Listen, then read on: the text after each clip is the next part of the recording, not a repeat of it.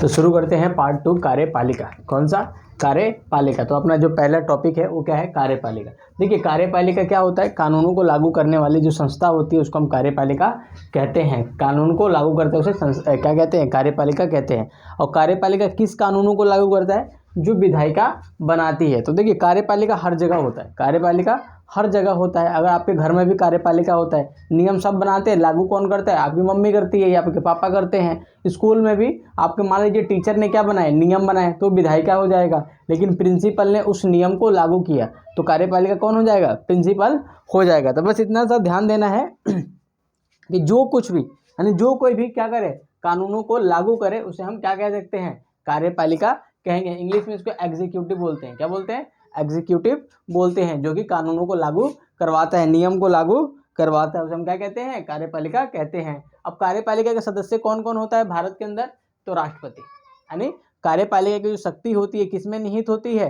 राष्ट्रपति में निहित होती है। कोई पूछे कार्यपालिका की शक्ति किसमें निहित होती है? तो राष्ट्रपति में निहित होती है, यानी उसमें शामिल होती है। जो भारत के अंदर जो कार्यपालिका की शक्ति है वो किसमें है? राष्ट्रपति के अंदर है। राष्ट्रपति ही तय करता है कौन सा कानून बनेगा, कौन सा कानून नहीं बनेगा। वो अलग बात है कि मंत्रिपरिषद की सलाह पर करता है ये काम, ठीक है। लेकिन ये बात तो है दुनिया की नज़रों में है, कौन काम कर रहा है? राष्ट्रपति काम करता है। यही बताता है कौन सा कानून है, कौन सा कानून नहीं बनेगा। फिर आता है प्रधानमंत्री भी कार्यपालिका का सदस्य होता है और इसमें काम करता है। फिर आता है प्रशासनिक अधिकारी, जैसे आपने आईएएस का नाम सुना होगा, आईएएस, आईपीएस, है ना। ये सब क्या है? आपके प्रशासनिक अधिकारी हैं जो कि कानूनों को लागू करवाते हैं। जैसे मान लीजिए गांव में, जिला में कौन कानून लागू करवाता है? आपका आईएएस करवाता है। तो कैबिनेट में, कैबिनेट कह रहा हूँ, जो कार्यपालिका के सदस्य हैं वो राष्ट्रपति है, प्रधानमंत्री, प्रशासनिक अधिकारी लोग क्या होते हैं? कार्यपालिका के सदस्य होते हैं। अभी तक तो फिलहाल इतना ही पढ़ना है आपको। इसके अलावा आप पढ़ोगे CAG के बारे में पढ़ोगे, है ना, वो सब चीज़ें अलग है। फिर आता है राजनीतिक कार्यपालिका वर्सेस अस्थायी कार्यपालिका। राजनीतिक कार्यपालिका केवल 5 सालों के लिए चुना जाता है और इसमें राजनीति से जुड़े हुए लोग होते हैं। जैसे बीजेपी जो है अपनी, ठीक है, बीजेपी के हेड कौन है? अभी मोदी साहब है, मतलब प्रधानमंत्री मोदी हैं, ठीक है। तो ये क्या है? राजनीतिक कार्यपालिका है। केवल ये 5 साल के लिए चुने जाते हैं और इनको फिर से दोबारा आने के लिए इलेक्शन लड़ना पड़ता है। जो अस्थायी कार्यपालिका होते हैं वो IAS IPS होते हैं, जो कि एक बार एग्जाम क्लियर करने के बाद, यानी ये पढ़े लिखे लोग होते हैं, ठीक है। तो क्या होते हैं? ये 65 सालों तक अपने काम कर सकते हैं। 60 साल 65 साल जो भी उनकी रिटायरमेंट की एज होती है, यानी जब तक रिटायरमेंट ना हो तब तक ये सरकार के लिए काम करते हैं, कानूनों को लागू करवाते हैं। इन्हें हम क्या बोलते हैं? आपका अस्थायी कार्यपालिका बोलते हैं। फिर आता है कार्यपालिका कितने प्रकार की होती है। कार्यपालिका बहुत सारे प्रकार है, घरेलू कह सकते हो, ठीक है, लेकिन वो सब नहीं पढ़ना। हालांकि राजतंत्रीय भी होता है जिसमें कि राजा हर चीज़ निर्णय लेता है, कानून खुद बनाता है, खुद भी लागू करता है, लेकिन वो सब नहीं पढ़ना राजतंत्र वाला। हमें पढ़ना है संसदीय कार्यपालिका और अध्यक्षीय कार्यपालिका और अर्ध अध्यक्षात्मक कार्यपालिका पढ़ना है। संसदीय कार्यपालिका वो होता है जिसमें संसद के द्वारा कानूनों को लागू किया जाए, उसे हम क्या बोलते हैं? संसदीय कार्यपालिका बोलते हैं। इसमें क्या होता है? प्रधानमंत्री जो होता है वो सरकार का प्रमुख होता है और जो राष्ट्रपति होता है वो देश का प्रमुख होता है। राष्ट्रपति अप्रत्यक्ष चुनाव द्वारा इसका चुनाव किया जाता है, इसका जो प्रधानमंत्री है उसका चुनाव जनता द्वारा किया जाता है। ये सामूहिक शासन होता है। क्या होता है? सामूहिक शासन है। एक जो कार्यपालिका, विधायिका, जो न्यायपालिका है, एक दूसरे पे डिपेंड होती है। क्या होती है? डिपेंड होती है। जैसे मान लीजिए कार्यपालिका, ये सब क्या है? एक दूसरे पे ऐसे जुड़ी हुई है, यानी कोई भी इधर उधर नहीं जा सकता, ठीक है। चीजें समझ में आ गई। जो भारत का एक संसदीय शासन व्यवस्था है, जैसे ब्रिटेन का एक संसदीय शासन व्यवस्था है। फिर आता है अध्यक्षात्मक। इसमें क्या होता है? देश का भी प्रमुख और राष्ट्र का भी प्रमुख एक ही बंदा होता है। जो सरकार का प्रमुख हो या फिर देश का प्रमुख हो वो जनता द्वारा सीधे चुना जाता है, जैसे कि अमेरिका में, जैसे कि अमेरिका के अंदर, ठीक है। ये क्या होता है? जो पृथक, यानी जो सत्ता है, पावर है, उसमें ये पृथक होता है, यानी कार्यपालिका अलग और विधायिका बिल्कुल अलग हो जाती है। कहाँ पर? अध्यक्षात्मक शासन व्यवस्था के अंदर। फिर आता है अर्ध, इसमें मिला जुला रूप होता है, ठीक है। इसमें क्या होता है? इसमें 2 हेड होते हैं, एक होता है सरकार का, ठीक है, एक होता है देश का, ठीक है। लेकिन पावर जो होती है ना, इक्वल होती है। पावर क्या होती है इसमें? इक्वल होती है। जैसे जापान है, उसमें क्या है? संसदीय। रूस है, इसमें अर्ध है। क्या है? अर्ध है, मतलब राष्ट्रपति की अलग शक्तियां हैं और आपका प्रधानमंत्री की अलग शक्तियां होती है। जब ये अलग अलग दल से होते हैं ना, काफ़ी कॉन्फ्लिक्ट क्रिएट हो जाता है। तो समझ में आया ये चीज़ें, अध्यक्षीय और शासन। तो क्वेश्चन आता है आपके पेपर में, संसदीय और अध्यक्षात्मक कार्यपालिका से आप क्या समझते हैं? इन दोनों के तुलना कीजिए, तो आप तुलना आसानी से कर सकते हैं। फिर आता है भारत में संसदीय कार्यपालिका। भारत में हमने इसको क्यों फॉलो किया? भारत में हमने संसदीय शासन व्यवस्था को क्यों फॉलो किया? जब हम गुलाम थे ना, मतलब हम अंग्रेजों के उपनिवेश थे, तभी हमने सोच लिया था कि जब हम आज़ाद होंगे ना तो कौन से फॉलो करेंगे, संसदीय शासन व्यवस्था को फॉलो करेंगे। क्योंकि जब भारत में रूल कर रहा था अंग्रेज लोग, वो कहाँ का था, ब्रिटेन का था। अब ब्रिटेन में कौन सी चीज़ें चल रही थी, संसदीय शासन व्यवस्था चलती थी। वही चीज़ कहाँ पर इम्प्लीमेंट किया उन्होंने, इंडिया के अंदर इम्प्लीमेंट किया, लागू किया, और उसको हमने सीख लिया, हमने उसको सीख लिया। हमने कहा कि जब हम भी आज़ाद होंगे ना तो क्या करेंगे, संसदीय शासन व्यवस्था को अपनाएंगे, संसदीय कार्यपालिका को अपनाएंगे, जिसमें सरकार का प्रमुख कौन होगा, प्रधानमंत्री होगा, और देश का प्रमुख या फिर राष्ट्र का प्रमुख कौन होगा, आपका राष्ट्रपति होगा। तो दो एक्ट आए थे 1919 का और 1935, यानी GOI का मतलब था गवर्नमेंट ऑफ इंडिया एक्ट। क्या बोलते हैं, भारत शासन अधिनियम बोलते हैं हिंदी में इसको, ठीक है। इंग्लिश में बोलते हैं गवर्नमेंट ऑफ इंडिया एक्ट 1919। और 1935 के अंदर हमने ये सीख लिया था संसद कैसे काम करती है, तो हमने संसदीय व्यवस्था इस यहाँ से फॉलो कर लिया। उसके बाद आता है यहाँ पे जनता के प्रतिनिधि होते हैं, यानी जनता द्वारा स्वयं चुने जाते हैं और जनता के प्रतिनिधि होते हैं। लेकिन संसदीय शासन व्यवस्था हमने इसलिए भी अपनाया था कि यहाँ पे जो शासक होता है, यानी जो भी है, जनता के प्रति जवाबदेह होता है, यानी सरकार से आप क्वेश्चन पूछ सकते हो, तो जनता के प्रति ज़्यादा जवाबदेह होता है। लेकिन जो अध्यक्षीय शासन व्यवस्था होता है उसमें क्या होता है, इसमें जवाबदेही कम होता है लेकिन स्थिरता ज़्यादा होता है। जैसे अपना अमेरिका के राष्ट्रपति है ना, उसे 4 साल से पहले नहीं हटा सकते, केवल महाभियोग की प्रक्रिया द्वारा हटा सकते हो। लेकिन भारत के अंदर क्या है, 1990 से पहले देखोगे तो क्या होता, सरकार हमेशा गिरती रहती थी। 1999 से पहले हमेशा देखोगे सरकार हमेशा गिरती रहती थी, गठबंधन के शासन। लेकिन यहाँ पे क्या होता है, जवाबदेही ज़्यादा होता है, जनता के प्रति आप ज़्यादा जवाबदेह होते हैं, बोलते ज़्यादा है। जैसे कि आपका जो प्राइवेट स्कूल होता है वो क्या होता है, जवाबदेह होता है, भाई बच्चा क्यों नहीं पढ़ रहा, ये है वो है, आप जाके पूछते हो ना। लेकिन सरकारी स्कूल में नहीं पूछते, यानी आप कह सकते हो कि जो सरकारी स्कूल का टीचर होता है वो जनता के प्रति जवाबदेह नहीं होता, यानी कैसे होता है, अध्यक्षीय होता है। लेकिन प्राइवेट स्कूल वाला क्या होता है, वो जनता के प्रति जवाबदेह होता है, उसकी मम्मी पूछती है, पापा पूछते हैं, बेटा क्या पढ़ाया, स्कूल वाले भी जाके बताते हैं, ठीक है। तो संसदीय होता है, यूँ समझ लीजिए। फिर आता है पीएम और प्रेसिडेंट। जो पीएम होता है सरकार का प्रमुख, और जो राष्ट्रपति होता है वो देश का प्रमुख होता है। लेकिन ये जो राष्ट्रपति साहब है ना, ये केवल नाम मात्र के होते हैं। क्या होते हैं, नाम मात्र के होते हैं, केवल कहने के नाम मात्र का है, लेकिन इनके पास भी पावर है। लेकिन वो पावर किसके सलाह पर यूज करते हैं, तो मंत्री परिषद के सलाह पर यूज करते हैं। फिर आता है राष्ट्रपति। राष्ट्रपति का चुनाव कैसे होता है, अप्रत्यक्ष द्वारा होता है, यानी जनता उसमें पार्टिसिपेट नहीं करती, जनता के द्वारा चुने गए व्यक्ति उसमें पार्टिसिपेट करते हैं। उसमें क्या बोलते हैं, अप्रत्यक्ष चुनाव कहते हैं। चुनाव जो होता है अप्रत्यक्ष, समझ में, समान अनुपातिक और एकल संक्रमणीय मत प्रणाली। इसका मतलब होता है कि देखिए, आप जब राष्ट्रपति को वोट देने जाएंगे, आप तो खैर नहीं जाएंगे, अगर आप जीत जाते हैं, इलेक्शन जाते हैं, तो वहाँ पे 4 ऑप्शन मिलेगा, A B C D, ठीक है। फिर आपको प्रेफरेंस देनी पड़ेगी, आपको प्रेफरेंस देगी।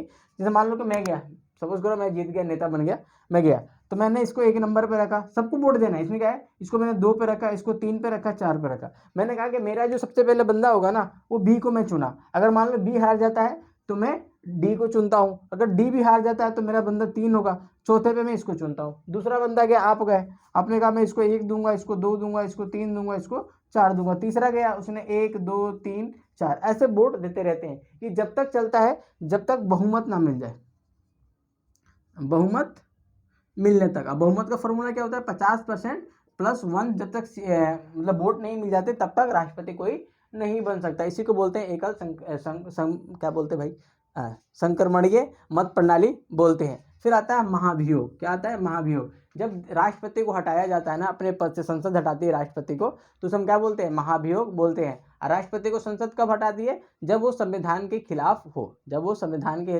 खिलाफ हो, यानी संविधान जो बातें लिखा है उसके खिलाफ हो जाए, उसको हम क्या बोलते हैं, महाभियोग बोलते हैं। इंग्लिश में से इम्पीचमेंट कहते हैं।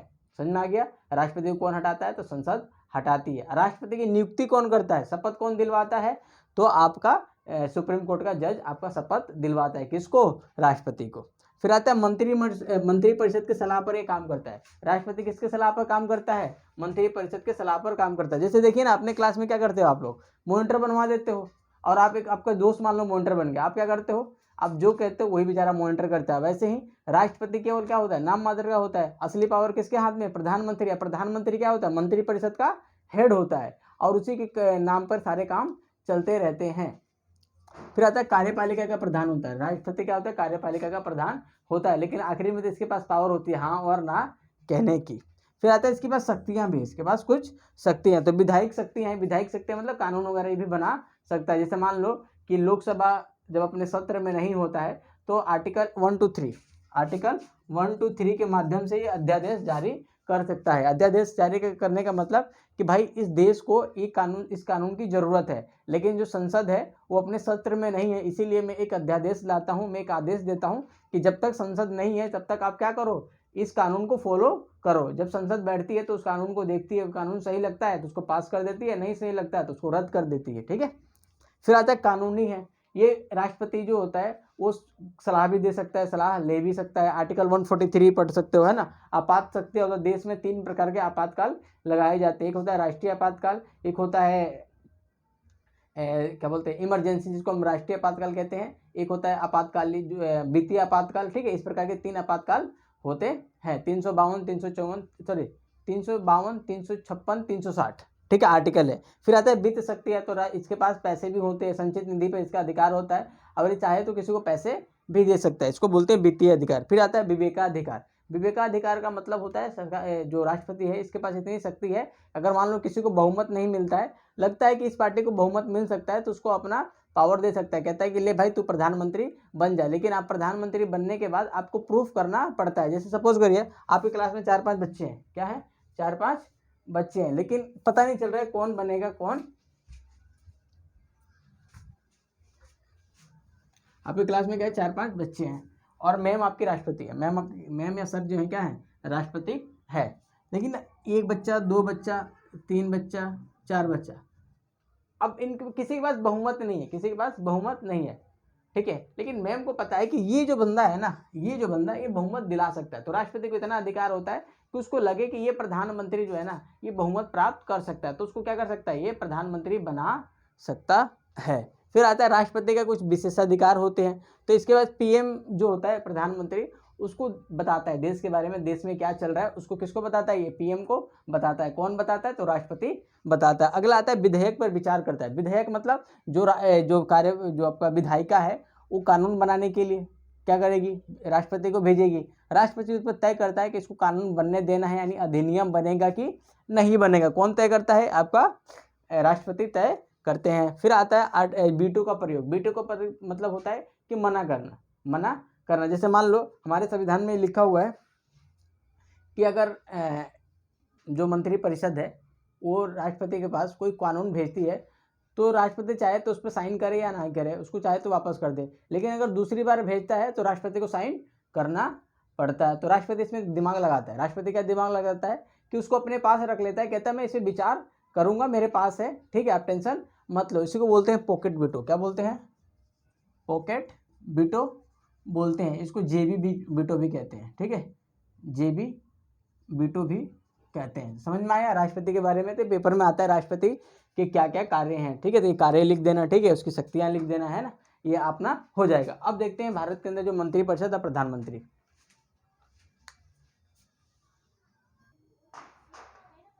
ठीक है। अब देखते हैं प्रधानमंत्री और मंत्रिपरिषद। प्रधानमंत्री और मंत्रिपरिषद, हमने देखा कि जो सरकार का प्रमुख होता है भारत के अंदर वो प्रधानमंत्री होता है, और जो अपना राष्ट्रपति होता है वो देश का प्रमुख होता है। और मंत्रिपरिषद क्या होता है, मंत्रियों का जो समूह होता है उसे मंत्रिपरिषद कहते हैं। क्या कहते हैं उसको, मंत्रिपरिषद कहते हैं। इसमें 4 प्रकार के मंत्री आते हैं, ठीक है, वो बात का विषय है। इसमें कैबिनेट आते हैं, ठीक है, राज्य मंत्री, उप राज्य मंत्री, ठीक है, इस प्रकार के मंत्री आते हैं। इसमें क्या है, प्रधानमंत्री पीएम होता है और मंत्रिपरिषद का मुखिया होता है। जो पीएम होता है वो बहुमत दल का नेता होता है।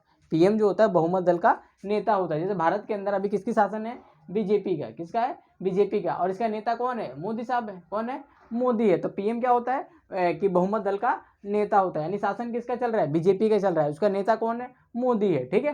पीएम द्वारा अन्य को मंत्री बनाना और मंत्री को हटाना किसके हाथ में है, ये है अपना प्रधानमंत्री के हाथ में। मंत्री जो प्रधानमंत्री है जिसको बताता है कि आपको रक्षा मंत्री बनना है, विदेश मंत्री बनना है, ये कौन तय करता है, आपका राष्ट्रपति, प्रधानमंत्री तय करता है। लेकिन नियुक्ति कौन करता है, उनकी सबकी राष्ट्रपति करता है, लेकिन तय कौन करता है, प्रधानमंत्री बताता है भाई इसको तू ये बना दे, तू ये बना दे, है ना, वो राष्ट्रपति वो काम कर सकता है, ठीक है।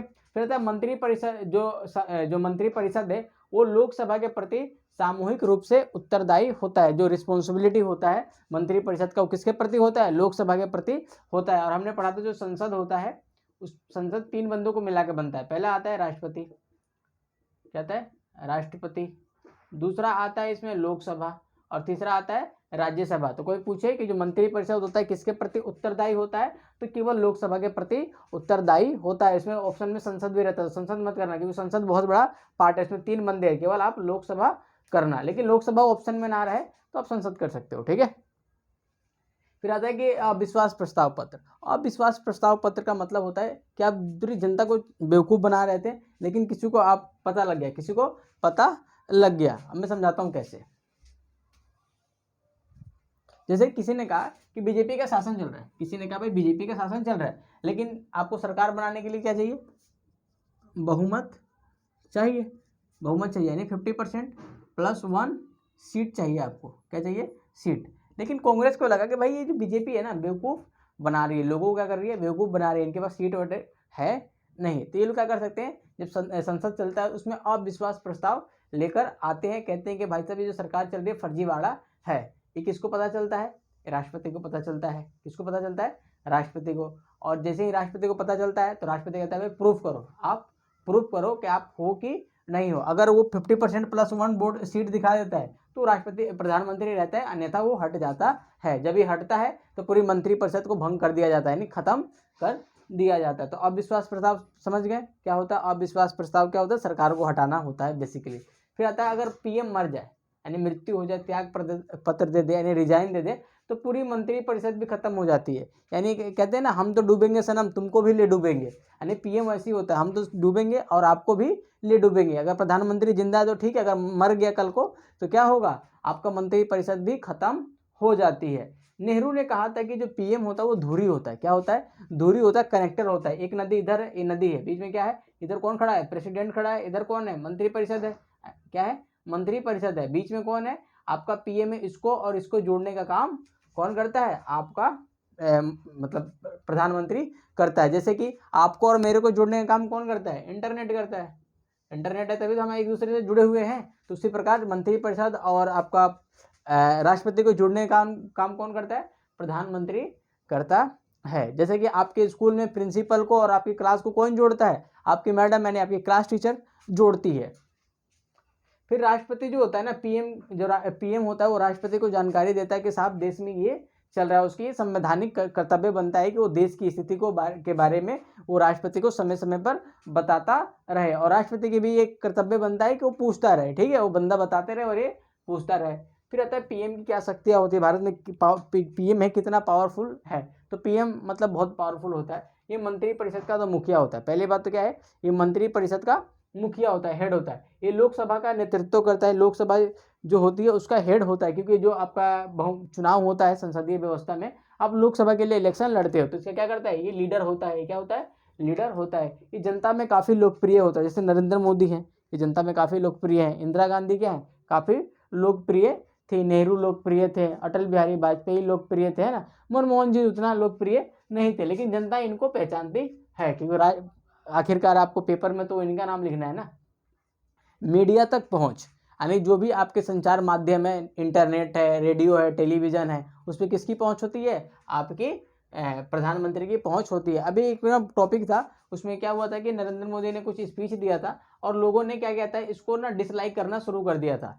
और मोदी साहब ने क्या किया, वो डिसलाइक का बटन ही हटा दिया, डिसलाइक का बटन ही हटा दिया और कमेंट सेक्शन को ऑफ कर दिया, ठीक है। तो इनकी मीडिया तक पहुँच होती है। चुनाव में प्रमुख होते हैं कि चुनाव करने जाते हो तो आप किसके नाम पे वोट मांगते हो, तो प्रधानमंत्री के नाम पे वोट मांगते हो। तो ये चुनाव में प्रमुख होता है। अंतर्राष्ट्रीय सम्मेलन में भाग लेता है, जैसे कि ब्रिक्स का सम्मेलन हो गया, ठीक है, SCO का सम्मेलन हो गया, इन सब SCO हो गया, आसियान हो गया, ठीक है, सार्क हो गया, ठीक है, G20 हो गया, ठीक है, क्वाड हो गया। इन सब जो अंतर्राष्ट्रीय सम्मेलन होते हैं इसमें कौन भाग लेता है, आपका प्रधानमंत्री भाग लेते हैं और भारत का नेतृत्व करते हैं। किसके नाम पे, तो राष्ट्रपति के नाम पे करते हैं। फिर आता है विदेश यात्रा। मोदी जी से कोई सीखे, कोई प्रधानमंत्री, विदेश यात्रा होती क्या है, ठीक है। 2 बंदों ने खूब विदेश यात्रा करी है, एक तो हमारे पहले प्रधानमंत्री जवाहरलाल नेहरू जी ने, और दूसरे बंदे ये सब है ना, 70 सालों में इन्होंने रिकॉर्ड तोड़ा, खूब यात्रा करते हैं, हर चौथे 5वें दिन विदेश में पहुँचते हैं। फिर आते हैं राष्ट्रीय नेता होता है। ये क्या होता है, बंदा राष्ट्रीय नेता होता है। समझ में आ गया कि मंत्रिपरिषद क्या होता है। मैं मंत्रिपरिषद एक बार और समझा देता हूँ। लोकसभा में आपको बहुमत चाहिए, बहुमत चाहिए। अगर 50% +1 मिल जाता है तो आप बहुमत में आ गए। अब सबको तो आप मंत्री बना नहीं सकते, तो क्या होता था ना, पहले लालच देकर अपने में बंदे खींच लेते थे, लालच देकर कि तुझे मैं विदेश मंत्री बना दूंगा, तुझे पैसे का शौक है, मैं तुझे क्या बना दूंगा, वित्त मंत्री बना दूंगा। तो सरकार ने कहा ऐसा नहीं चलेगा। 2003 में एक नियम बनाया, 2003 में 91वां संविधान संशोधन किया, बोला 15% से अधिक आपका मंत्रिपरिषद का आकार नहीं रहेगा। तो अब इसमें अंकुश लग गया, तो सबको नहीं बना सकते, सब लोग समझदार हो चुके हैं। ठीक है,